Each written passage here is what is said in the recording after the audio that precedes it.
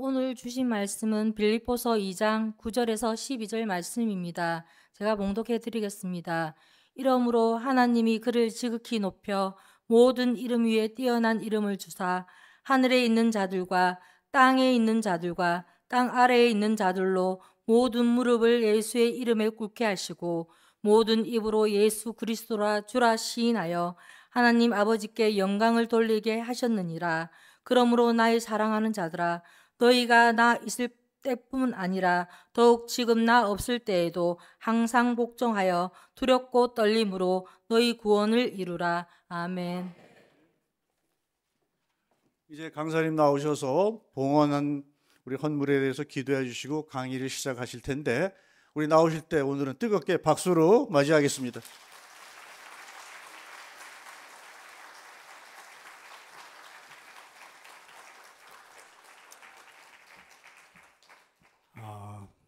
귀한 예물을 위해서 기도하겠습니다.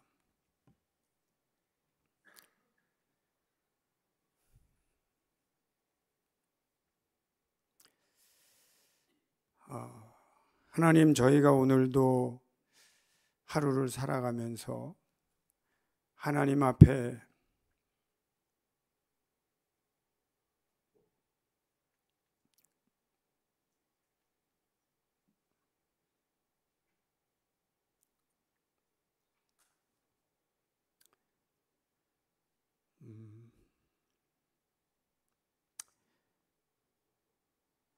하나님 앞에 서기도 하고 각종 죄에 맞닥뜨리기도 하고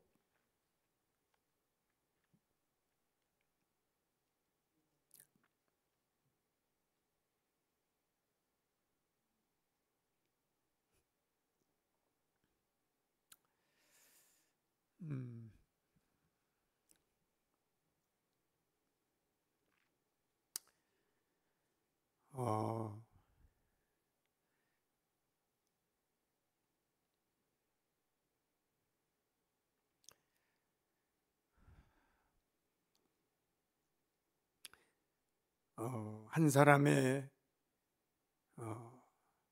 그리스도인으로서 또 열심히 살면서 다시 한번 하나님 앞에 나왔습니다. 또 나오면서 귀한 예물을 하나님 앞에 드립니다. 귀한 예물을 드리는 손길들을 하나님께서 긍휼히 보시고 힘 주시고 또 살 수 있는 은혜와 능력도 주셔서 잘 살아가도록, 이 땅을 잘 살아가도록 보호하여 주시고 필요한 모든 것을 공급하여 주옵소서. 하나님, 저희가 오늘은 또 하나님 앞에 서서 말씀을 듣고 하나님 앞에서 우리를 발견하기도 하고 또 하나님을 더 발견하기도 하는 시간을 가지려고 합니다. 항상 반복되지만 부족한 것밖에 없습니다. 하나님의 은혜를 구하지 않을 수가 없습니다. 오늘도 하나님 처음부터 끝까지 지켜주시고 그리고 내일 우리 부산 서지방 평신도 영적 대각성 집회를 하나님의 은혜가 풍성한 가운데 마칠 수 있도록 은혜 베풀어 주시옵소서. 예물을 드린 손길들 항상 피곤치 않도록 지켜주시고 믿음 생활하는데 지치지 않도록, 또 이 땅을 살아가는데 일용할 양식이 없어 고난당하지 않도록 보호하여 주옵소서. 예수님의 이름으로 감사하며 기도드리옵나이다. 아멘.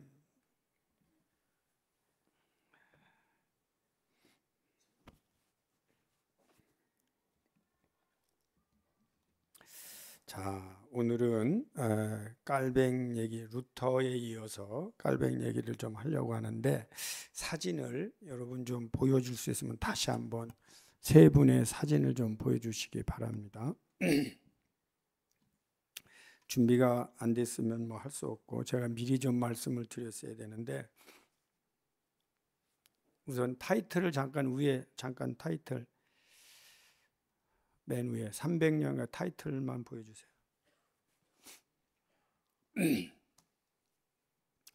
제가 평신도를 위한 신학 강좌이긴 한데, 제가 어제는 좀 더 많이 설명을 못 드렸지만 경건, 이 경건에 대한 문제를 조금 더 이야기를 하겠습니다. 사람마다 경건이 뭐지? 그 하나님 앞에 바로 산다는 게 뭐지? 이런 부분이 경건에 관한 문제거든요. 그런데 경건 속에 자기에 대한 어떤 그 깨달음, 자기에 대한 어떤 발전, 이런 것이 빠지면 경건이 좀 소모적이거나 경건이 조금 겉모양적인 사치스러운 그런 것으로 갈 수도 있어요. 그래서 저는 경건을 여러 가지로 묘사할 수는 있겠지만, 하나님 앞에 바로 서는 것, 뭐 여러 가지가 있겠지만, 경건 속에는 잘 배워서 성장하는 것도 들어가 있다 하는 겁니다. 그래서 이번에도 여러분들이 조금씩 더 배워서라도 잘 배워서 성장할 수 있다면 그거는 아주 좋은 경건입니다. 그런 은혜가 우리 이번 집회에도 또 내일까지 잘 일어날 수 있기를 축원합니다. 그리고 이제 루터, 깔뱅, 웨슬리가 이제 300년간의 신학 수업이다, 제가 그런 표현을 했는데, 기간은 한 300년 정도 되는 긴 기간인데, 제가 가끔은 우리 인간들이 참 지성을 가진 인간들이긴 하지만 좀 때로는 열심히 또 살기도 하지만 때로는 게으른 면이 있기도 합니다. 근데 뭐 게으르다고 하는 것이 일을 하지 않아서 게으른 것이 아니고, 일은 참 열심히 하는데 게으름이라고 하는 것 속에 좀 이렇게 표현하기가 좀 죄송하지만 여전히 자기 발전을 꾀하지 못하면 그건 게으른 것이다, 저는 그런 생각을 합니다. 그래서 부지런함은 뭐냐? 끊임없이 자기를 되돌아보며 자기 발전을 할 수 있다면 그분은 되게 부지런한 분이고, 되게 열심히 살고 있긴 하지만 아무리 봐도 발전을 이루지 못하는 부분은 좀 게으르다, 이렇게 본다면 우리가 300년간의 축약된 수업이긴 하지만, 여러분들, 우리 인간이 왜 게으르냐면 내가 알고 있는 사실 안에 머무르고 싶어 해요. 내가 알고 있는 사실 안에, 또 내가 이미 편안하게 나에게 이제 used 돼 있다, 뭐 영어로는 used 돼 있다 그러는데, 내가 이미 적응을 충분히 했어. 그럼 적응한 데서 안주하는 그런 습관을 우리가 가지고 있어요. 거기를 벗어나거나 밀어내면 또 불편해. 그 불편한 걸 싫어하거든요. 그러니까 이렇게 막 새로운 것을 배우려는데 자꾸 나도 모르게 거부해. 나 그거 하고 싶지 않아. 이렇게, 그런 부분들이 게으르다, 이렇게 표현을 하는 거거든요. 그런데 조금은 때로는 나한테 생소하더라도, 익숙하지 않더라도 이렇게 자꾸 받아들이는, 이런 스폰지처럼 이렇게 받아들이는 그러한 부지런함이 우리 성도님들에게도 있기를 또 바랍니다. 그래서 이 300년간의 신학 수업이라고 했고요. 그 다음에 어제 제가 서론을 말씀을 드렸는데, 루터, 깔뱅은 캐톨릭에서 개혁을 했다. 이분들이 캐톨릭에서 개혁한 거를 아는 것도 위대하다, 거기까지는 말씀드렸는데, 이분들이 개혁을 하고 나서 그 다음부터는 다시 마치 애굽에서 이스라엘 백성들을 끌어다 내놓고 광야에다가 그냥 놔둔 것 같은, 뭐를 해도 할지 모르는 처럼 놔둔 것 같은 그러한 상태가 되다 보니까 이제 기독교가 갑자기 혼란스러운 상태가 됐습니다. 여러분, 그 우리가 해방을 시킨다고 그러잖아요, 사람을. 근데 저는 평소에 무슨 말을 제가 만들었냐면, 사람을 해방시키고 가야 할 길을 제시하지 않는 것은 그 사람을 방치한 거와 다를 바 없다, 이렇게 저는 생각을 합니다. 그러니까 사람을 해방만 시켜놓고 어디로 가야 할지를 모르고 그냥 놔두는 것은 그 사람을 어디에다 그냥 버린 것과 다를 바 없다. 이스라엘 백성들이 사실은 애굽에서 나와서 가나안 땅이라고 하는 그 하나님의 약속의 땅이 없었으면요, 광야에서 다 죽어도 누구 하나 알 수 없는, 정말 어떤 민족이 갑자기 광야에 나와서 죽어버린 사건으로 끝날 수 있었던 거거든요. 근데 이제 저희가 이제 이 세상에 이렇게 나와서 이제 살고 있으면서 몇 가지의 많은 내용들을 이제 우리가 배우고 있습니다. 그 배움 속에서 아무 배움이 없다면 그냥 덜커덕 던져진 존재로 이렇게 살아갈 수가 있습니다. 근데 이제 거기에 우리가 이제 길을 발견해야 되는데, 그 길을 발견하고 또 우리가 가야 할 길을 남에게도 보여줄 수 있는 존재가 돼야 되는데, 그거는 우리 자신들이 끊임없이 노력하는 방법밖에는 없다 하는 관점에서 우리 여러분들이 이렇게 개인적으로 자기 발전을 추구하면서도 가야 할 바를 알면서도 남에게 길을 제시해 줄 수 있는 리더까지, 대안을 제시할 수 있는 사람이 되는 데까지 성장하겠다, 이런 꿈을 갖는 게 나쁜 것은 아닙니다. 그래서 그런 꿈을 한번 여러분이 가져보시기를 바라요. 자, 여러분 좀 여기 젊은 분들이 계시다면 한 30 이하, 죄송한데 나눠서, 그러나 일단 30 이하만 나는 이 다음에 커서 리더가 돼서 다른 사람에게 이쪽으로 가면 이 길이 그래도 더 좋아라고 알고 미리 검사해보고 길을 제시할 수 있는 리더가 되고 싶다. 아직은 되는지 안 되는지 몰라요. 나는 되고 싶다. 그런 분 한번 손 들어보세요. 32전에서. 여기 그래도 2명이서 잘했어요. 또 저 뒤에 있어요, 위에. 나는 그런 리더가 되고 싶다. 어른들 가운데 나는 이미 그 정도 된 리더다. 그런 분 계세요? 들진 마세요. 또 누가 들으면 또 아닌데 왜 저 사람은 손드나, 그럴 수도 있어요. 어른들은 아주 예민해요. 그런데 그게 참 어려운 거예요. 내가 갈 길을 나도 알고 남에게 제시할 수 있는 정도의 사람이 되는 거, 그거요 어려운 겁니다. 쉽지 않아요. 제가 가끔 이런 말을 해요. 이게 어느 정도 하여튼 들어보세요. 이제 가정 불화가 생기잖아요. 이제 가정 불화가 생기면 현재 잘 살고 있는 사람들한테 가서 상담을 받아라. 저는 그런 말을 합니다.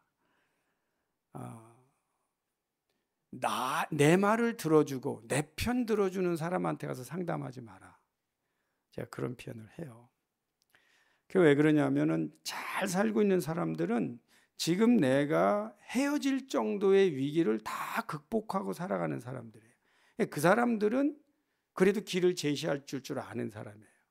근데 내 편을 들어주는 사람은 내 입맛대로 답변을 해줘. 야, 그딴 거하고 살지 말고 헤어져. 그런 거 많아. 내가 하나 소개해 줄게. 네가 최고야. 뭐 이런 사람들하고 사귀면 그건 끝나는 거거든요. 근데 이 사람이 그렇게 미련해요. 누가 내 편 들어줄까? 누가 내 입장을 이해해 줄까? 그쪽으로 자기가 가서 상담을 한다는 거죠. 근데 저도 교인들하고 상담을 많이 해봐요. 근데 이게 참 흥미로워요. 교인들도 이렇게 간단한 것도 모르는구나. 이렇게 간단한 길도 못 보는구나. 그럴 때가 너무 많아요. 근데 왜 이렇게 간단한 길, 왜 이렇게 간단한 것도 모르냐면 다 자기 욕심 때문에, 자기 성질 때문에 그럴 때가 많거든요. 근데 그럴 때도 이거 내가 어느 길을 아는가를 좀 내다보고 앞뒤로 생각하고 세계를 바라볼 정도로 통합적으로 사고할 수 있는 사람이 돼야 되는데 그런 분들이 리더예요. 근데 그런 분들이 되려면 정말 무한히 사고하는 연습, 성경 읽고 해석하는 거, 사람들 가르치면서 연습하는 게 다 함께 발전해야 된다는 거죠. 자, 이제 서로는 여기까지 하겠어요. 그런 모든 작업 중에 하나가 이 위대한 사람들, 루터도 좀 돌아보고, 그 다음에 오늘 깔뱅이라는 사람도 또 들여다보고, 근데 여길 들여다보니까 알게 됐어요. 뭘 알게 되느냐? 그렇게 훌륭한 사람도 여전히 문제는 있다. 저분이 잘 보는 건 뭐지만 또 좀 부정한 건 뭔지를 보고 또 내가 판단해야 될 건 또 나다. 그때 나는 어떻게 그걸 이해하고 판단할 거냐까지 가는 게 좋은 리더가 되는 길입니다. 자, 이제 계속 우리는 어제, 오늘, 내일 한번 그 작업을 하고 있다. 이렇게 긍정적으로 한번 이해해 주시기를 바랍니다. 다시 한번 사진을 보여주세요.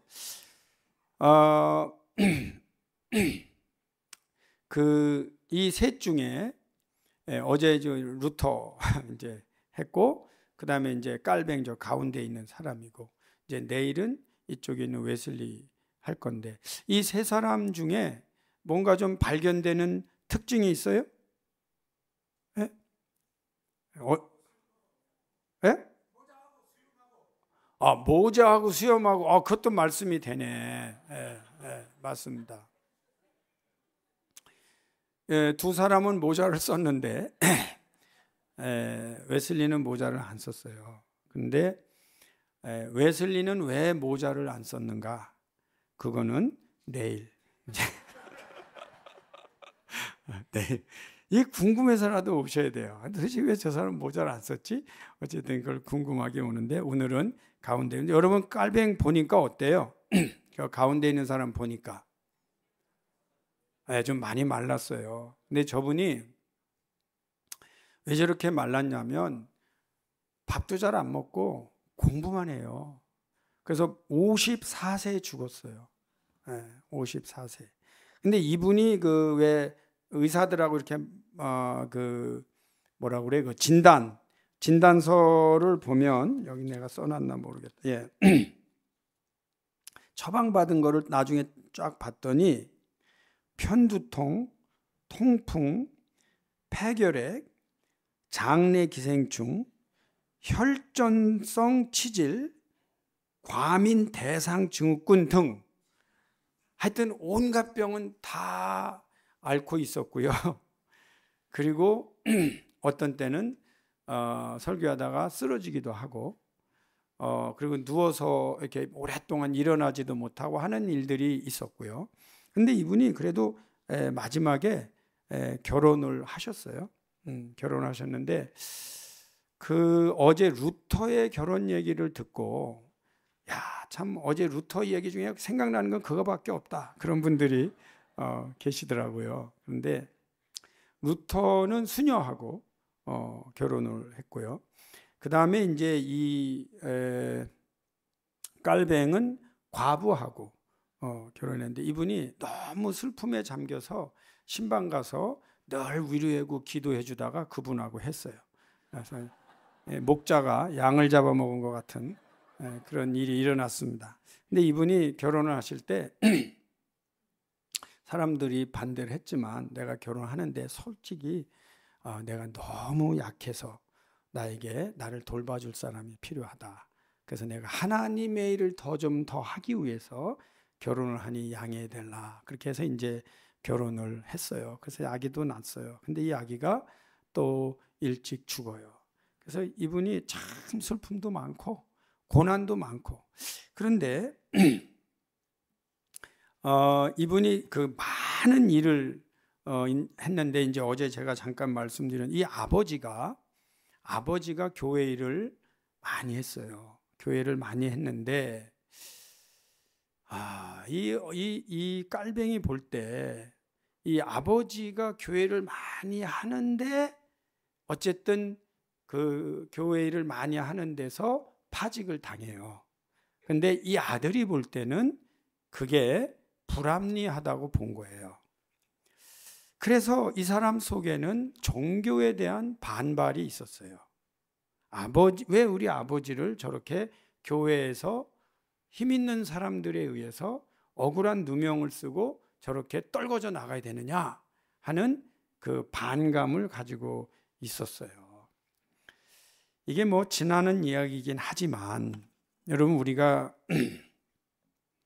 교회 일을 하다 보면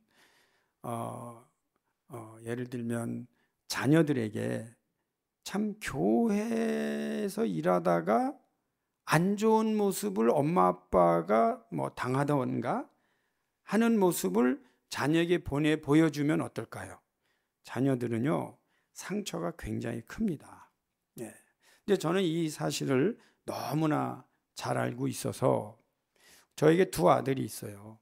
근데 아들이 있는데 저도 목사고 제 아내도 목사예요. 그래서 우리가 싸우면 말로 싸우기 때문에 거의 누가 질지 모르는 네, 둘 다 말로 먹고 사는 사람들이니까 만만치 않거든요.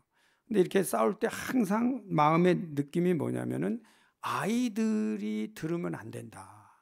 우리가 교회 일을 하는데 우리 목사들이 교회 일을 하면서 뭐 여러 가지 일이 있겠지만 주로 교회 문제 가지고 얘기하다가 다툼이 일어나잖아요.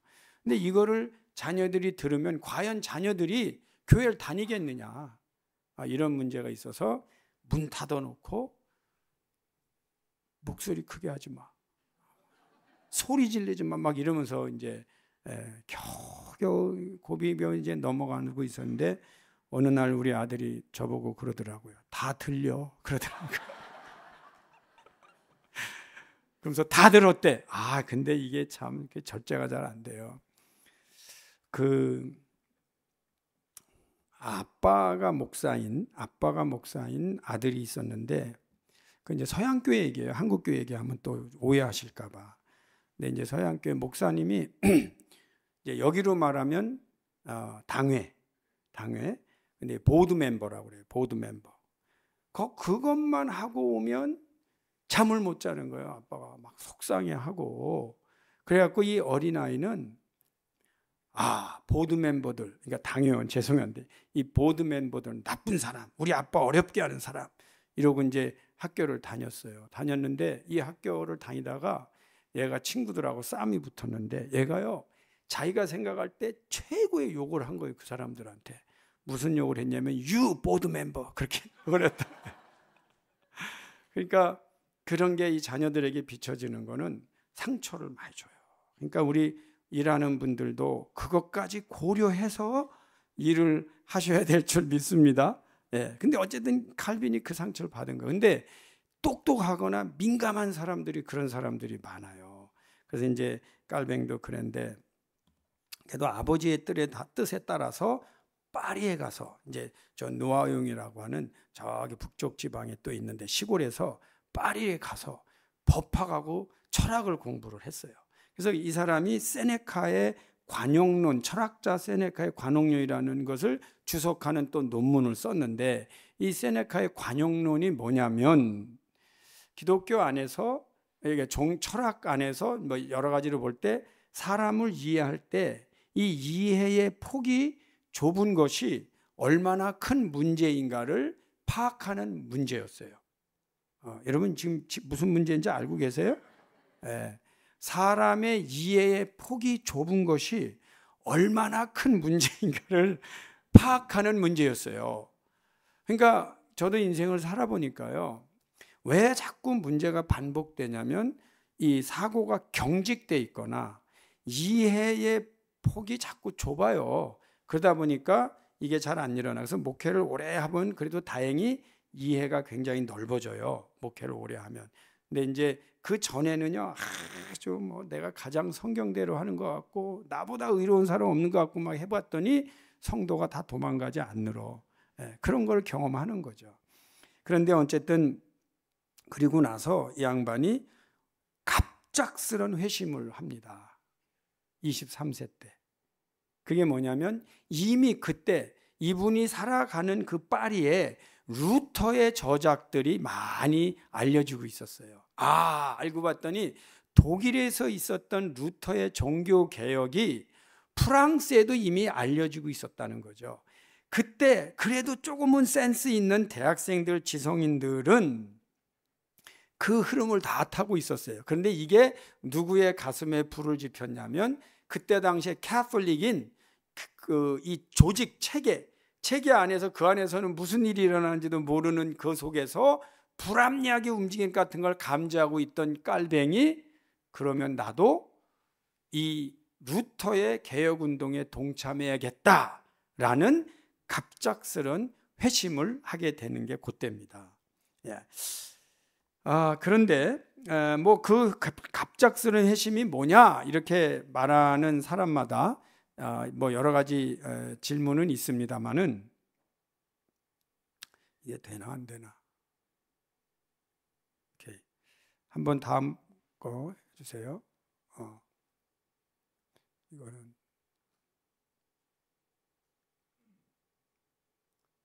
자, 지나가겠습니다. 깔뱅하고 루터는 26살 차이예요. 네. 그런데 제가 여러분들에게 깔뱅을 소개하는 일 중에 이제 우리 깔뱅은 다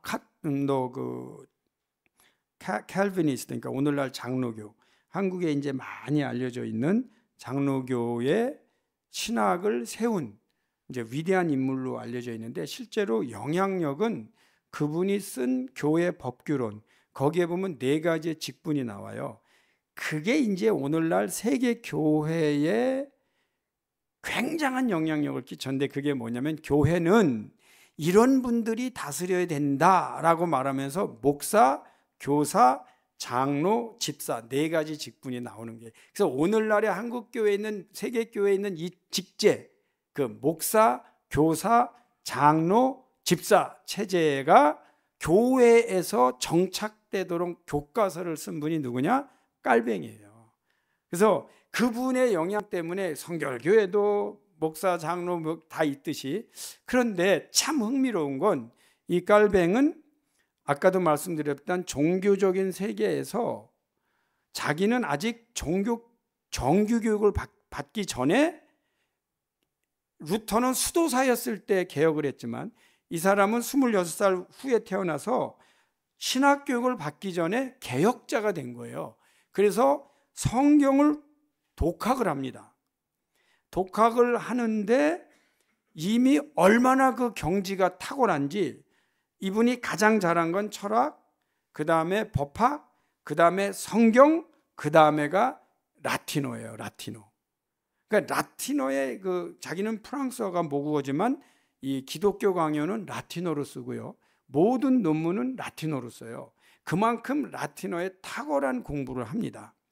그런데 이제 그분이 이런 일을 할 때 문제가 뭐냐면 성경을 가르치기를 시작했어요. 문제가 뭐냐면 평신도였어요. 목사가 아니었어요. 그래서 이분은 무슨 직책으로 제네바에서 성경을 가르쳤냐면 나그네. 그 제네바 시는요, 그때 당시에 제네바 시는 제네바에서 태어난 시민 외에는 시민권을 안 줬어요. 그래서 이 사람도 거기서 태어나지 않았고 거기에 흘러 들어온 사람이 이제 성경을 가르치는 거예요. 그래서 이민자의 신분으로 성경을 가르치는 거예요.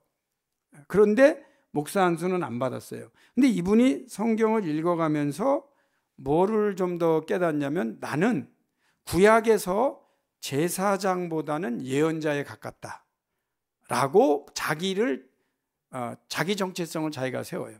그 다음에 나는 12제자보다는 사도 바울에 가깝다, 이렇게 자기 정체성을 자기가 이제 규정해요. 그럼 예언자는 뭐예요? 예언자는요, 제사장도 꾸짖고 그리고 핍박을 당하고 그게 예언자예요. 그리고 예언자는 뭐 하나님 앞에 콜링받고 했기 때문에 특별하게 어디 나왔다 이런 게 없는 거죠. 그 부분에 깔뱅이 좀 열려 있는 거예요. 그래서 깔뱅은 목사, 교사, 장로, 집사인데 본인은 교사에 섰었어요. 교사에.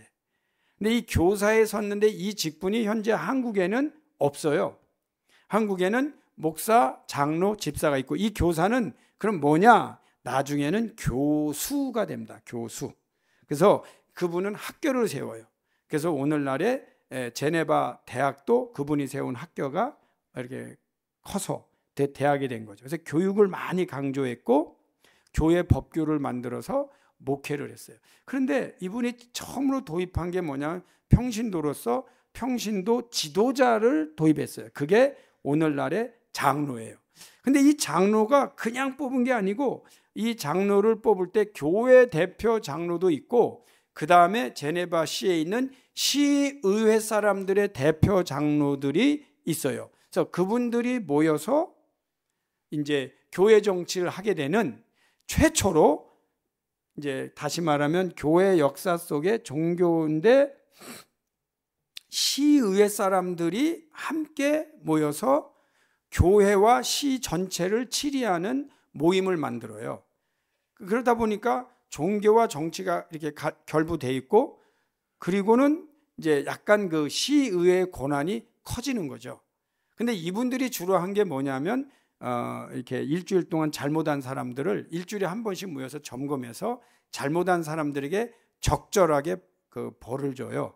이제 너는 예배 시간에 떠들었으니까 이렇게 딱 벽에 서서 아무 말도 하지 않고 서 있는 벌을 받아라. 뭐 이런 이제 벌을 주기도 하고 너는 뭐 금식을 해라. 이런 이제 벌을 주기도 하는 그걸 매번 일주일에 한 번씩 그 일을 하는 일들을 만들었어요, 이분이. 근데 그것이 오늘날에도 교회 법규 치리하고 그러는데 많은 어떤 면에서는 기반이 됐는데 제가 지금 가만히 생각해 보면 장로 제도가 참 좋은 점이 많은데 이제 이 장로 제도를 깔뱅조차도 통제할 수 없는 상태에 빠집니다. 그래서 그분들이 또 어떤 결론을 내리냐면 더 이상 이 깔뱅의 지도를 받지 말자 해갖고 이분들이 깔뱅을 내쫓는 역할까지 해요. 그러니까 이게 이제 교회사 속에서 굉장한 또 갈등의 요소로 사실은 시민을 참여시켰더니 이 시민들이 반발을 하고 이 사람들이 오히려 세운 지도자를 나가게도 하는 교회의 정치제도가 생겼고 근데 또 이게 한국에 와서 굉장히 환영을 받았어요. 시민 정치를 끌어들이고 평신도들에게 이제 많은 권한을 주는 부분으로 이렇게 한국에 와서도 사랑을 받았는데 어쨌든 그게 깔뱅인데 이제 깔뱅의 고민이 뭐였냐면 그 가운데 이단을 선포하는 사람들이 나와요. 그러면은 그 사람들을 또 그때 당시에는요 권한이 얼마나 셌는지 이거 죄송해요. 요즘은 그건 안 되지. 근데 그때 당시에는 이 단체가 사형까지 판단을 할 수가 있었어요. 그래서 실제로 세르베투스라는 사람을 사형을 시킵니다. 그러니까 여러분 이게 우리가 깊게 생각해 봐야 돼요. 자, 이게 종교가 잘 판단하는 건 중요하다. 그러나 이게 지나치게 힘이 커졌을 때 근데 깔뱅의 관심은 어떻게 해서라도 종교적인 진리를 잘 지키는 거지만 이 세르베투스라는 사람은 원래 의사인데 삼위일체를 부정한다고 해서 이 사람들이 사형까지 내릴 수 있는 권한을 줄 때 이게 과연 맞느냐 이런 문제까지 막 대두되면서 이제 오늘날에 와서는 분리가 된 거예요. 그냥 그 이해만 하시면 돼요. 그래서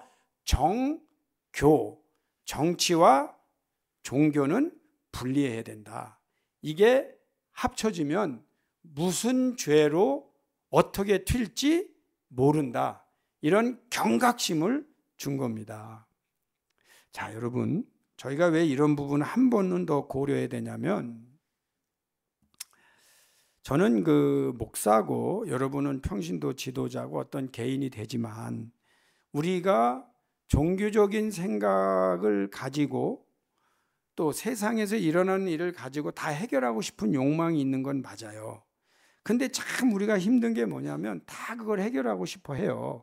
그러나 지금에 와서는 정치와 종교가 분리되어 있는 것이 맞다는 얘기는 그것이 합쳐졌을 때 오는 그 권력의 남용과 힘은 통제하기가 어려워요. 근데 지금 이 나라에 그런 대로 존재하는 데가 있다면 아마도 제가 알기로 이란이나 이런 나라, 아마 이스라엘이라는 나라, 이런 나라들은 종교가 굉장히 밀착되어 있는데 거기를 과연 우리는 모범이라고 보기가 어려운. 자, 조금만 더 언급하면, 그러다 보니 이게 정치와 그 종교가 어떤 관계가 있어야 되냐도 역사 속에 많은 경각심을 줬고, 우리가 그럼 스스로 그런 것을 생각할 줄 아는 부분까지도 깨우쳐 줬고, 그 다음에 우리 개인이 이제 여러분이 교회에서 뭘 할 때도 내가 어디까지는 할 수 있지만 어디까지는 내가 하지 않는 것을 판단할 수 있는 어떤 그 양식까지도 역사는 우리에게 가르쳐 준 거죠. 이 부분을 너무 지나치게 넘나드는 거는 대단히 위험하다 하는 겁니다. 그래서 저 같은 경우는 그랬어요. 여러분 좀 죄송하지만 우리가 이제 종교 지도자, 이제 우리 다 소원은 참 다 기독교인들이 다 정치를 하면 좋겠죠. 왜 대통령이 막 기독교인이면 더 좋고 막 그런 게 있죠. 그러나 그런 부분이 꼭 우리에게 그거를 좀 분리해서 생각할 필요가 있는 거예요. 그런 부분을 생각할 수 있게 해줬다 하는 거죠. 이 종교적인 열광주의는 또 위험하다 하는 것도 가르쳐줬다 하는 데까지만, 그래서 우리가 그런 부분은 좀 더 냉정하게 생각할 필요가 있다 하는 부분을 이제 역사는 가르쳐주고 있어요. 저는 그 깔뱅에게 이분이 기독교 강요를 썼다, 굉장히 훌륭해요. 그 다음에 이런 교회 법규를 잘 마련했다, 굉장히 훌륭해요. 근데 이분이 그때 당시에 그 스트라스부르크로 피싱, 여기서 소위 말하면 쫓겨나서 이제 스트라스부르크로 피싱, 거기는 독일어를 사용하는 지역에 있는 프랑스 사람들이 난민으로 살고 있었어요. 거기서 목회해요. 소위 말하면 이민 목회를 합니다. 이제 그러면서 기독교 강의도 쓰고 성경을 가르치고 제네바 와서 주중에는 구약, 주일에는 신약을 계속하면서 신약과 구약을 다 설교하면서 오늘날 한 분이 신약 성경과 구약 성경, 계시록 빼고 신약 성경엔 계시록만 안 했어요. 나머지는 다 주석을 쓴 사람이에요. 한 사람이. 그러니까 한 사람이 한 권을 쓰기도 어려워요. 근데 그 많은 양의 주석을 오늘날 그래서 깔뱅 주석 가면 한 질이 다 나오는데, 저는 가끔 아니 이걸 혼자 했다는 말이야 아주 놀래고 또 놀래고 또 놀래는 작업을 이분이 하신 거예요. 위대하죠. 네, 참 위대해요. 그런데 제가 이분을 위대하게 보는 부분은 딴 데 있는 것 같아요. 그 얘기를 좀 하려고 그러는데, 이분이 나중에 이제 돌아가시기 일주일 전에 고별 설교를 합니다. 고별 설교를 할 때 뭐라고 하냐면, 나는 여러분에게 꼭 내가 용서를 구할 게 있다 하면서 나는 참 부족한 죄인이다. 그러니까 그때 당시 사람들은 이 사람이 굉장한 사람이에요.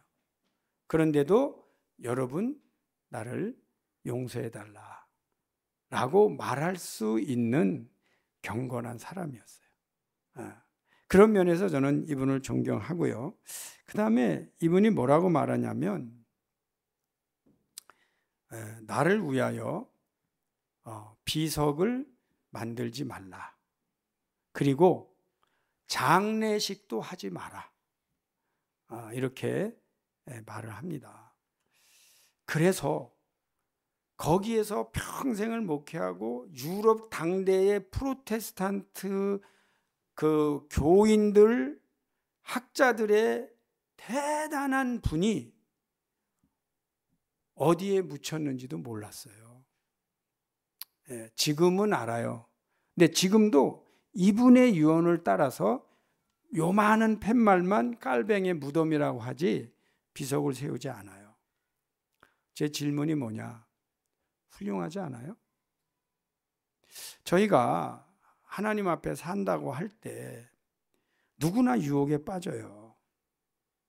나를 누군가가 높이고 누군가가 내가 그만한 일을 했으면 그만한 대가를 받아야 된다고 생각을 하고 살게 되는데, 이분은 그런 부분을 완전히 제하고 장례식도 하지 마라.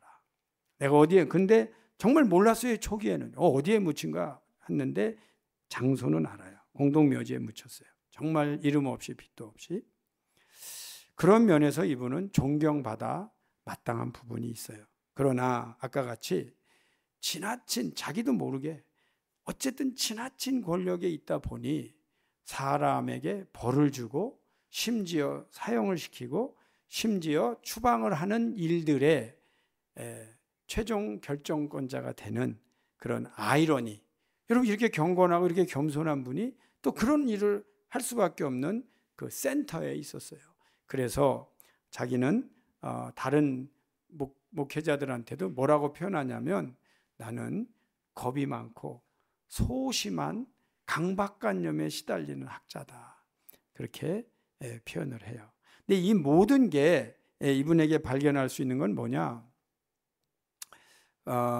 어떻게 보면은 하나님 앞에 참 겸손하고 또 자기 자신에 대해서 어떤 아픔, 모순을 알고 있고, 그리고 그거를 사람들 앞에 고백할 수 있는 용기가 있는 정말 존경받을 만한 훌륭한 분이다 하는 것도 틀림이 없어요. 자, 그런데 이분이 이제 쓴 그 유명한 기독교 강요라고 하는 것이 있습니다. 그 얘기를 좀 하려고 하는데, 여러분, 그 칼빈주의를 알고 있는 분들은요, 우리나라, 특히 우리나라에 있는 분들은 다 이걸 말해. 그게 뭐냐? 칼빈의 예정론. 칼빈의 예정론.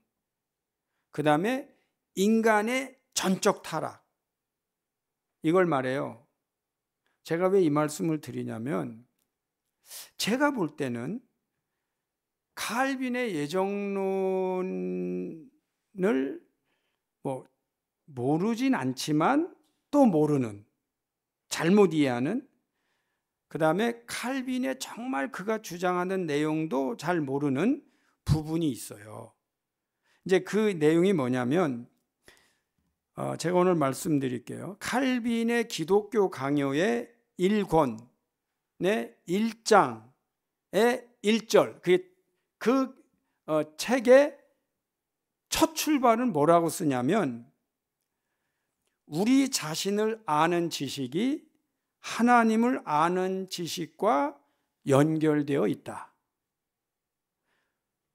우리 자신을 아는 지식이 먼저인지 하나님을 아는 지식이 먼저인지 무엇이 더 중요한지는 알 수 없다. 그러나 우리 자신을 아는 지식이 하나님을 아는 지식을 향한다. 이렇게 이제 말한 거예요.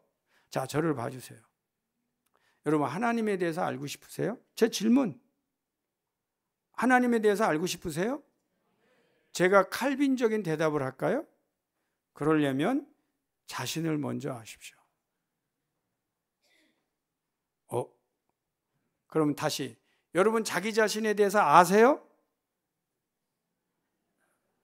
네. 이게 이제 문제예요. 그럼 왜 칼빈은 왜 이런 말을 했냐는 거죠. 이게요, 이분도 천재니까, 이게 하나님을 안다고 하는 분들이 자기를 모르는 거예요. 그러니까 그래서 이 사람은 신앙의 출발, 성경의 출발, 경건의 출발 속에 나를 아는 것이 하나님을 아는 것이고, 이게 깊게 결부되어 있고, 하나님을 아는 것이 먼저인지, 이게 무슨 말이냐? 하나님을 알렸더니 나를 알았어요. 그런 분도 계세요. 근데 나를 알고 나니까 하나님을 알게 돼서 그것도 그럴 수 있단 말이죠. 그래서 이것이 무엇이 먼저인가는 나는 알 수 없다. 그러나 이것은 밀접하게 연관되어 있다고 말한 사람이 누구냐? 깔뱅이에요. 근데 이 말을 하면은요, 사람들은 그럴 리가 없다는 거예요. 왜 그럴 리가 없다고 생각하냐면, 인간의 전적 타락, 인간은 이미 심판받을 정도로 타락한 존재라고 하고 막 가르치는 게 깔뱅주의예요. 특히 우리나라의 깔뱅주의인데, 사실은 깔뱅은요, 인간 안에 하나님을 알 수 있는 씨드를 남겨놓으셨다고 말합니다. 자, 제가 질문. 하나님이 여러분을 찾아오셨어요. 하나님께서 여러분을 찾아오셨어요. 찾아오셨는데 찾아오신 분이 하나님인지 아닌지는 알 수 있는 어떤 그 마중물, 씨드가 우리 안에 있을까요? 없을까요? 있다니까. 있어요. 그게 없으면 우리는 동물과 다를 게 없는 거예요. 우리에게만 있는 거예요. 그래서 하나님께서 우리를 자기의 형상대로 만드셨단 말이에요. 그래서 그걸 가지고 있는 거예요. 그런데 이제 어디에서 누가 이제 좀 전적으로 인간은 그것마저도 참 가능성이 없는 존재로 만들어야 하나님의 은혜를 더 크게 한다고 생각을 했는지, 약간 이 원래 깔뱅이의 생각보다 더 세게 나가갖고 장로교 같이 이렇게 가르쳐 놓은 것들은 좀 오버했다. 너무 거기까지 갈 필요는 없다. 그러니까 이 씨드가 있다는 얘기가 웨슬리도 합니다. 근데 차이가 있어요. 그건 뭐냐? 깔뱅은 그게 아주 미니멈으로 남아 있어요. 너무 미니멈으로 남아 있는 건 맞아요. 근데 웨슬리는 이게 그렇게 미니멈으로 남아 있는 게 아니다. 이거 하나님을 알아볼 수 있는 이 기능을 훨씬 더 확대해야 된다. 그게 은혜다. 이렇게 가르친 거예요. 자, 그러면 하나 분명한 거는 뭐냐? 하나님과 우리 사이는 매우 특별한 관계입니다. 우리 인간은 하나님의 형상을 가지고 있어요. 우리 인간에게는 하나님의 형상을 가지고 있어요. 근데 그 형상이 비록 타락은 했지만 완전히 없어진 건 아니에요. 근데 어떤 사람에게는 죽은 듯이 남아있고, 그래도 다행히 어려서부터 교회 다녀갖고 좀 더 남아있고 은혜 받아갖고 이게 많이 잘 활동할 수는 있어요. 그러나 그게 남아있는 거죠. 근데 그럼 깔뱅하고 웨슬리의 차이는 뭐냐? 깔뱅은 그게 별로 남아있지 않다. 그러니까 남아있는데 좀 미니멈적인 개념이 있어요. 왜? 인간의 무능력을 좀 강조했어요. 인간의 무능력. 왜냐하면 우리가 살아보면 무능력한 게 많거든. 그래서 일부는 그분이 맞단 말이에요. 그런데 이 웨슬리는 그걸 다 받아들이기는 어려웠어요. 왜냐하면 그렇게까지 무능력으로 하면은 사람이 할 일이 너무 없어지는 거예요. 그래서 웨슬리는요, 조금 더 가능성을 더 부각시켰고 사람이 할 수 있는 일을 더 많이 장려한 신학자예요. 그 차이가 있어요. 그러면은 이거를 뭐라고 사람들이 표현했느냐? 이거는 자유의지가 있다, 이렇게 표현했는데, 여러분 다시 한번 말씀드리지만 깔뱅도 자유의지가 있다고 말했어요. 그렇지만 그 자유의지의 기능이 죄의 권세가 너무 커서 활동을 못한다. 그것도 맞아요.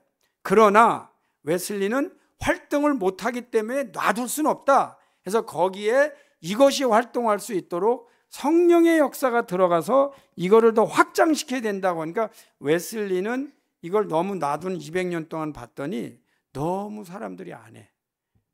그것을 교정하려고 나온 사람은 누구냐? 웨슬리예요. 그런데 그러면 200년의 차이잖아요. 근데 이때는 실제로 이 부분을 강조하는 것만도 많은 진도를 나간 거예요. 많은 진도. 사람에게 자율권을 주고 또 사람의 의지도 확인해 주고 그리고 하나님과의 관계도 많이 회복시켜주는 기능을 한 거예요. 그러니까 깔뱅은 깔뱅대로 자기의 최선을 다 한 거는 맞아요. 다만 그러다 보니까 인간이 게을르단 말이죠. 그래서 자, 믿음으로 의롭게 된다, 루터가 가르쳐줬어요. 믿음으로 의롭게 됐어요. 다 믿음으로 의롭게 됐는데 우리는 또 다 죄인이야. 이 상태가 이제 초기 종교개혁. 그러다 보니까 교회 안에 사람들이 조금 수동적이 된 거예요. 가만히 그냥 은혜로 구원받았지만 그렇다고 해서 가능성도 많지 않은 그런 분들이 그저 은혜로 살아가는, 요게 이제 거의 초기 종교개혁적 신앙인데, 그분들이 교회 와서 막 기도하기보다는 이렇게 자는 거예요. 그래서 웨슬리 시대의 그림을 보잖아요. 그 목사님은 여기 보고 설교하고 성도들은 쓰러져서 자는 그런 그림이 있어요. 근데 그것에 대하여 이제 웨슬리가 설교를 하는 거예요. 웨슬리가 설교를 하고, 웨슬리가 설교하던 교회를 제가 가봤어요. 참 흥미로운 게 뭐냐면, 이제 여기가 강대상이잖아요. 그러면은 이제 여기 성도들이 있어요. 근데 거기는 웨슬리가 예배 인도하던 데지만 또 거기는 이 순회 전도자들이 늘 지나가면서 자는 숙소이기도 해요. 그런데 흥미로운 거는 이 뒤에 창문이 있어요. 창문. 그래서 웨슬리는 항상 순회 설교자들이 설교할 때 그 설교자와 청중들을 바라볼 수 있는 창문에서 보고 있었다는 거예요. 좋나 안 좋나 이렇게. 그만큼 웨슬리는 좀 더 그 사람들이 가지고 있는 가능성, 그거를 어쨌든 성령의 은혜로 일으키려고 했다. 그거는 왜 그러냐? 이미 너무 그렇게 힘도 없이 죄인으로서 살아가고 수동적인 부분을 방치하지 않고 할 수 있어 라고 이렇게 이 성령 운동을 일으킨 사람이 이제 웨슬리인데, 그러나 다시 한번 처음으로 돌아오면 이제 깔뱅은 그때 당시에는 정말 최선을 다해서 사람들을 하나님 앞에 세우려고 노력했고 경건의 모습을 보여줬어요. 그런데 이제 우리가 우리가 여러분 다 알고 있듯이 이제 그 소위 말하면 깔뱅은 예정론이라고 이제 한단 말이죠. 예정론은 실제로 깔뱅은 그렇게 말했어요. 어떤 사람에게는 영원한 생명으로, 어떤 사람에게는 영원한 죽음으로 하나님이 미리 정하셨다, 이런 말을 했어요. 이게 이제 지금까지 문제가 되고 있네요. 근데 여러분, 그냥 그 이후로 많은 학자들이 도대체 이거를 어떻게 소화해야 되느냐라고 고민을 한 건 맞아요. 그런데 자, 이렇게 한번 봅시다.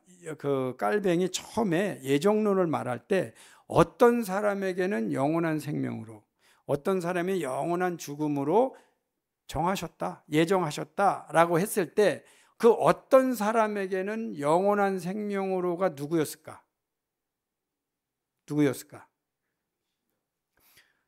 교인들이었어요. 그러니까 교인들에게 줄 수 있는 최고의 메시지가 여러분들은 하나님의 은혜로 영원한 생명으로 예정된 사람이다라고 한 거예요. 그러니까 교인을 의미했던 거예요.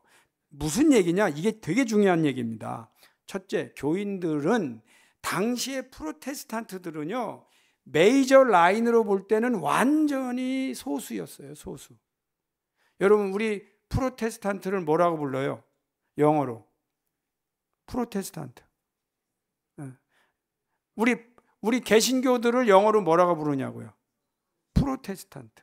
프로테스트가 뭐예요? 영어로, 한국말로 하면은 항의하다. 그러니까 프로테스탄트들은 어딜 가도 불이익을 당하니까 맨날 항의해. 그러니까 이쪽에 캐톨릭이나 사람들, 어이구 저것들은 맨날 항의한다고 해서 이름 붙여진 게 프로테스탄트예요. 우리가 지은 게 아니고 남이 우리에게 저 항의자들 이렇게 이름을 붙였단 말이죠. 그러니까 우리는 그 맨날 가는 데마다 소수고 불이익을 당한단 말이죠. 그렇다면 당대의 깔뱅이 말한 그 영원한 생명은 오늘날 우리가 교회 다니는 분들에게 영생을 얻었다는 거하고 크게 다르지 않다는 거죠. 그리고 또 하나는 그 영원한 생명을 얻었다고 하는 사람들에게 이제 그분들은 누구냐? 소수였다. 또 다른 말로 말하면 핍박받는 사람들이었단 말이죠. 그런데 자, 지금에 와서 여러분 문제가 뭐냐면 그 기독교인들이 소수가 아니고 다수가 됐을 때는 문제가 돼요. 기독교인이 다수가 됐을 때는 문제가 돼요. 그러면은 이 다수가 되면은 영원히 이 많은 사람들 가운데 이 사람들이 다 예정받았다고 하기에는 이게 너무 싸단 말이야. 그러니까 이 안에 또 무슨 말이 들어가냐면 이 가운데는 또 영원한 생명으로 예정받은 사람과 영원한 심판을 예정받은 사람이 있다고 말할 수는 없단 말이죠. 그래서 이것은 시대적으로 그때 당시에 기독교인들에게 주는 메시지였다. 이렇게 봐야지 이거를 가지고 영원히 지금도 다음 세대도 또 교회 다니는 사람도 안 다니는 사람까지도 그거를 너는 영원한 생명으로 이제 교회 다니는 사람 보고 너 하는 집 보니까 너는 영원한 심판으로 예정된 것 같아. 이렇게 말할 수 있는 문제는 아니다. 이런 것을 우리가 알 필요가 있습니다. 두 번째로는요. 요즘의 학자들은요. 깔뱅의 예정론이 기독교 강요 전체에서 아주 작은 분량을 차지합니다. 이 얘기는 무슨 얘기를 하려고 하냐면 예정론으로 가지고 깔뱅을 읽으면 그거는 깔뱅을 오해하게 만들므로 깔뱅을 전체를 읽으면서 예정론을 봐야 된다. 그래서 제일 중요하게 여기는 게 뭐냐? 예정론을 중심으로 깔뱅의 신학을 읽지 말아야 해요. 이게 오늘날의 모든 전문가들이 하는 얘기예요. 그러니까 그렇다면 아까 같이 그러면 웨슬리는 어떤 사람이에요? 웨슬리도 예정을 인정했어요. 진짜 정말이에요. 그냥 어떤 얘기냐? 성경에 보니까 무슨 노아의 이야기라든지 바울과 같은 분이라든지 특별하게 이렇게 시대마다 하나님이 들어 쓰시는 분들을 본 거예요, 성경에. 그래서 이거는 성경에서 특별하게 선택하고 예정해서 쓰는 분들의 경우가 있는 것을 웨슬리도 인정해요. 그래서 이거를 뭐라고 표현하느냐? 예정이라기보다는 오늘은 두 가지 다른 언어로 씁니다. 예정, 이기보다는 하나는 하나님의 절대적인 주권. 그러니까 하나님께서 하시고자 하면 여러분들 가운데 특별히 한두 명을 더 뽑아서 쓰실 수 있다를 인정하는 하나님의 절대적인 주권. 그래서 예정론이라는 단어를 이제 잘 안 쓰고 하나님의 주권이라는 용어를 많이 써요. 두 번째로 예정이라는 단어보다는 하나님의 섭리라는 단어를 많이 써요. 이게 뭐냐? 알고 봤더니 우리 가운데는 막 죽음의 계곡을 지나기도 하고 떨어지기도 하지만 결국은 하나님의 은혜와 섭리 가운데 내가 오늘 살아난 걸 인정하게 되거든요. 그래서 나중에 신학자들이 초기에 오해가 있을 수 있는 것을 오늘날 우리에게 하고 있는데 그 하나님의 은혜, 하나님의 주권, 그다음에 하나님의 섭리 이 용어를 또 많이 쓴 분이 누구냐? 웨슬리예요. 웨슬리예요. 그래서 그럼 가만히 들어보면 강의 들어보니까 루터 깔뱅보다 웨슬리가 제일 좋다는 얘기 아니냐 지금 이렇게 여러분이 느낄 수가 있는데 여러분 200년 후라는 걸 인정을 하셔야 돼요. 지금 제가 아무리 날고긴다고 말해도 200년 후에 태어나는 사람은 나하고 다른 상에서 저보다 완전히 다른 많은 지식 가지고 설교해요. 근데 그 200년 후의 사람을 나와 직접적으로 비교할 수는 없다. 그래서 누가 더 훌륭하다는 아니고 그때마다 누가 어떻게 쓰임 받았느냐 그렇게 보는 것이 더 좋다 하는 얘기입니다. 그 다음에요. 오늘 이제 웨슬리 얘기를 조금 해주려고 합니다. 그 200년 후에 이제 웨슬리가 이렇게 또 태어나는데 웨슬리는 그러니까 만약에 깔뱅은 1509년에 태어난 사람이에요. 1509년. 근데 웨슬리는 200년 후라고 그랬어요. 그럼 몇 년일 것 같아요? 1703년입니다. 그러니까 200년 후에 태어난 거예요.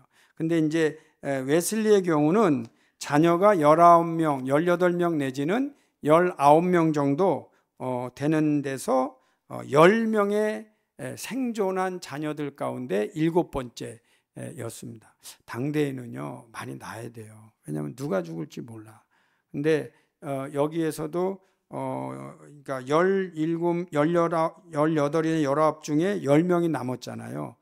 그러니까 약 반이에요, 반. 근데 옛날에는 진짜 반만 살아도 잘 살았어요. 그만큼 열악했어요. 그러니까 웨슬리의 가정도 그렇게 열악했어요. 근데 이제 아까 깔뱅은 프랑스 사람이라고 그랬는데 웨슬리는 영국 사람이에요. 근데 이제 여러분 저를 봐주세요. 요거는 좀 어려운 얘기지만 그냥 들으시면 돼요. 여러분 영국은 이제 독일은 누가 개혁을 했다고 그랬어요? 루터. 그리고 루터 개혁 중에 자국어 성경 번역 했어요, 안 했어요? 했어요. 그다음에 그 깔뱅은 어느 나라 사람? 프랑스 사람. 자국어 성경 번역 그 서문을 왜 깔뱅이 썼어요? 그러니까 자국어 성경 번역에 직접적인 관여가 됐단 말이죠. 그러니까 자국어 성경 번역에 직접적인 관여가 됐고, 이분들이 justification by faith, 오직 의는 믿음으로 살려야만은 공통점이에요. 웨슬리하고 공통점이에요. 그런데 이 깔뱅은, 웨슬리는 justification by faith, 오직 의는 믿음으로 말미암아 살리라서 의, justification, 의를 강조했거든요. 근데 깔뱅은 의만 가지고 안 되니까 sanctification을 강조했어요. 이게 영어예요. 영어. sanctification. 이건 뭐라고 말하냐면 성화라고 해요. 성화. 자, 그럼 제가 이제 다시 한번 물어볼게요. 칭의, 의, 그거는 justification이에요. 의는 justification이야. 그러면은 sanctification은 뭐라고요? 성화. 성화. 좋죠? 그러면 의는 뭐고 성화는 뭐냐? 의는 하나님의 은혜로 의롭다고 인정해 준 거예요. 자, 이제 여러분이 하나님의 은혜로 의롭다는 걸 제가 예를 들어 드릴게요.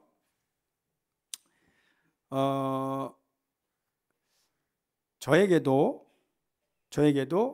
아들이 둘이 있어요. 아주 괜찮은 아들들이 둘이 있습니다. 그런데 이 아이들보다 더 옆집에 있는 애는 더 잘났어요. 더 멋있고 더 공부도 잘해요. 근데 차이가 딱 하나 있어요. 우리 아이들은 나에게 아버지라고 부르고, 우리 아들들보다 훨씬 더 잘나고 더 공부 잘하는 아이들은 나를 아저씨라고 불러요. 그렇다면 나에게는 내가 누구를 더 사랑하고 누구에게 내 재산을 상속할까요? 나를 아버지라고 부르는 거예요. 그러니까 우리가 의로운 거는요, 우리가 무슨 더 잘났기 때문에, 더 공부 잘하기 때문에, 더 잘생겼기 때문이 아니야. 우리가 의로운 건 딱 하나예요. 하나님을 아버지라고 부른다는 사실이에요. 그러니까 하나님은 그것 때문에 우리를 의로워 하시는 거예요. 그러면 우리가 저 사람보다 더 의로운 거예요? 그건 아니라는 거예요. 차이가 있다면 우리는 하나님을 아빠, 아버지라고 부른다는 거예요. 그게 의로움이에요. 그러니까 우리가 의롭다고 인정받을 때는 우리가 근본적으로 신분의 변화, 그러니까 우리가 근본적으로 무슨 큰 변화를 일으킨 거는 없다는 거죠. 그런데 이제 그게 의예요. 그런데 하나님을 아버지라고 부르는 그가 하나님을 아버지라고 부른 뒤로 이제 나쁜 일도 좀 안 하고 술도 담배도 끊고 이제 인생의 관계, 인생의 그 꿈도 달라지고 뭐 이런 게 나타났다. 그걸 뭐라고 부르냐? 그러니까 삶의 질이 좋아졌다. 그거를 성화라고 부르는 거예요. 그러니까 의는 내가 변하지 않고 하나님의 은혜로 의롭다고 인정을 받는 게 의고, 그리고 내가 하나님의 은혜로 더 좋아지는 거를 뭐라고 부른다고요? 성화라고 부르는 거죠. 그런데 이 웨슬리라는 사람은 그럼 깔뱅하고 웨슬리의 성화의 깔뱅 성화를 강조한 것은 굉장한 신학적 발전이에요. 그런데 이 굉장한 신학적 발전을 또 웨슬리는 그대로 받아들였느냐? 또 그것도 아니에요. 그건 무슨 차이가 있느냐? 이제 이것만 하고 오늘 아마 맞춰야 될 겁니다. 그런데 이거예요. 깔뱅은 하나님의 은혜로 내가 질이 변하긴 변해. 그래서 좋아져, 착해지고 여러 가지가 있는데, 인간은 여러분 좀 여기서부터는 좀 고민하셔야 돼요. 인간은 우리 목사님들하고 한 얘기인데 나름대로 자기 성질을 가지고 태어나야 아니에요.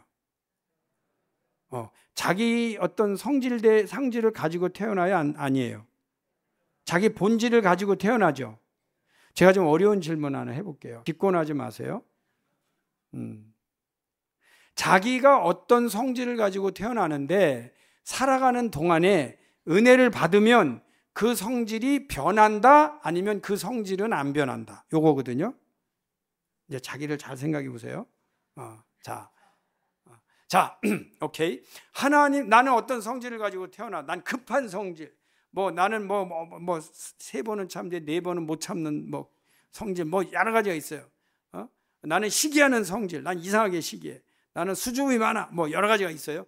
근데 그 성질이 있는데 그거를 가지고 태어났는데 은혜를 받으면 조금 진도 변화가 10번 하던 건 4번 하고 5번 하고 뭐 1번 하고 이렇게 그런 정도 변하지만 그게 완전히 본질은 변하지 않는다 혹은 본질은 변한다 그 문제거든요. 근데 본질은 변하지 않는다 하는 분 손 들어보세요. 오케이, 이제 내리세요. 뭐 셀 것도 없어. 그래, 본질은 변한다. 손 들어보세요. 그것도 괜찮아요. 셀 것도 없어. 근데 이 문제가 뭐냐면 깔뱅은 이 아까 어디에 포커스를 맞췄냐 그러면 인간의 죄성에 포커스를 맞춘 거예요. 중점을 두다 보니 이분이 볼 때는 인간의 그 어떤 기질, 인간의 특성, 인간이 가진 본질은 점점 좋아질 수 있다는데 더 관점을 가졌어요. 그래서 이분에게 성화는 뭐와 같으냐면 성숙의 개념이었어요. 이해하시죠? 여러분 성숙해져야 돼요? 아니어야 돼요? 오케이. 저는요 기독교인들 중에 제가 좀 죄송하지만 미워하는 분들 계세요. 미워. 암만 생각해도 미워. 그런 분들이 누구냐면요 아무리 시간을 줘도 성장하지 않는 분들이에요. 아주 미워요. 힘들어. 손 들지 마세요. 아무리 시간을 줘도 성장하지 않는 분들. 그래서 여러분 우리가 죄의 종류가 많지만 성장하지 않는 것도 참 회개해야 될 일입니다. 성장해야 되잖아요. 그런데 이제 성장하면서 어느 단계까지 올라가면 좋으냐면 성숙한 단계까지 가는 거 좋아요. 그래서 리더들은요, 진짜 리더들은요 성숙해야 돼. 거기까지도 좋아. 근데 이 성숙한 분들이 본 성질은 남아있기 때문에 잘 나가다가 터져. 그럴 땐 막을 길이 없어. 그래서 우리가 뒤에 가서 말해, 저 인간이 저런 인간인지 진짜 몰랐는데 나오네, 본성이 나오네, 그런 얘기들이 이제 많은 게 맞아요. 근데 이제 웨슬리는 어떤 분이냐면 그 본질이 거룩한 본질, 하나님이에요. 그 본질이 거룩한 본질과 만나면 그 만남을 조성하는 분이 성령이에요. 그래서 성령에 의하여 본질도 변할 수 있다라고 설교한 분이 웨슬리예요. 야, 그러니 여러분이 캘비니스트로 살 건지 웨슬리안으로 살 건지가 좀 다르겠죠? 근데 웨슬리는요, 이걸 믿은 거예요. 가는 데마다 부흥회를 하고 성령의 역사가 일어나면서 이 본질의 변화가 일어나는 설교를 한 분이 누구다? 그런 분의 전통 안에 있는 분들이 웨슬리안들이에요. 오늘날의 이제 성결교 분들이 계신 거예요. 그래서 그러면 이게 교회 안에 있는 웨슬리안 처치 안에 있는 칼비니스트들도 많고 칼비니스트 교회 안에 있는 웨슬리안도 많은 거예요. 그냥 혼자 하는 거예요. 다만 그들 가운데 저도요 참 이게 고민 진짜 많이 하고 은혜도 많이 받고 했는데 성질이 안 변하네. 성질이 안 변해. 그래서 제가 어떻게까지 기도했냐면요, 하나님, 제 성질은 안 바꾸셔도 좋습니다. 그런데 그 성질의 용도는 바꿔주십시오. 이제 무슨 얘기냐? 이 사람에게 막 이렇게 열정이 이렇게 사람을 사랑할 수 있죠. 그죠? 사람 사랑하는 거를 이 사랑하는 이 마음은 안 바뀌어도 좋은데 사랑하는 대상을 하나님으로 바꿔주십시오. 이제 그런 거고. 그 다음에 뭐 예를 들면 제가 공부를 한다. 그러면 하나님, 내가 공부를 해서 세계에서 막 돈도 잘 벌고 막 이런 데는 게 이거를 바꿔서 그냥 공부하는 마음은 다 똑같은데 바꿔서 하나님 일하는 대로 써주십시오. 이렇게. 그러니까 성질은 놔두되 펑션, 기능과 방향만 바꿔달라고 오죽 힘들었으면 그렇게 기도했어요. 그러면서도 또 제가 웨슬리안이잖아요. 그러니까 또 하나님께 기도해요. 그런데 이것도 내가 보니까 문제가 많습니다. 이것도 좀 바꿔달라고 이제 기도를 하는데 제가 보니까 인간적인 결심으로는 안 돼. 특히 누구의 충고 안 돼. 뭐 책 읽고 안 돼. 근데 오래 사는 거 조금 도움돼요. 근데 그보다 더 도움되는 게 신비한 은혜를 체험할 때 많이 도움이 돼요.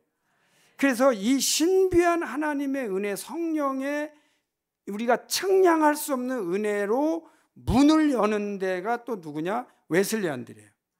근데 이게 진짜 흥미로운 게 뭔지 알아요? 이 웨슬리안들의 은혜를 웨슬리안들로부터 가져다가 자기네 거로 쓰는 장로교들도 많아.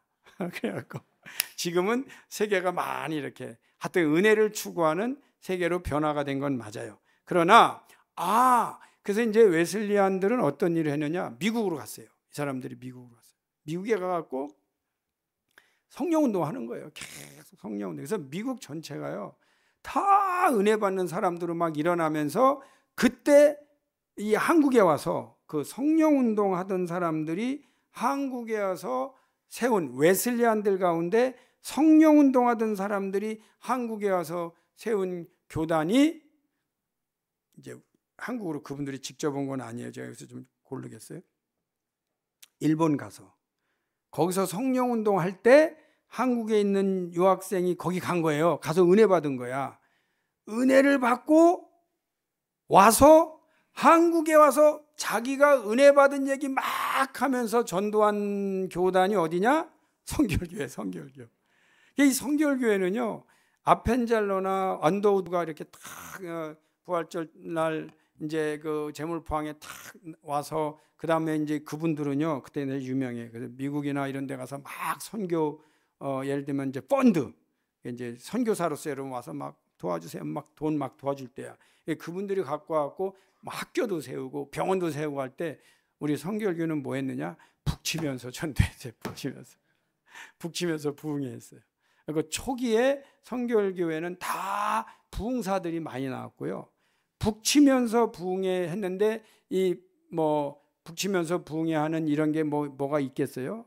그러니까 그때 당시에 다른 사람들보다 좀 이상하다, 뭐 이단이다 이런 말을 들을 정도로 했는데 특징이 하나 있다면 우리는 이렇게 외국 기독교 복음은 똑같아요. 근데 선교사가 와서 전했다기보다 우리는 가서 배워와서 우리한테 전한, 그러니까 한국인이 가서 배워와서 우리에게 전한 그런 특징을 가지고 있는 교단입니다.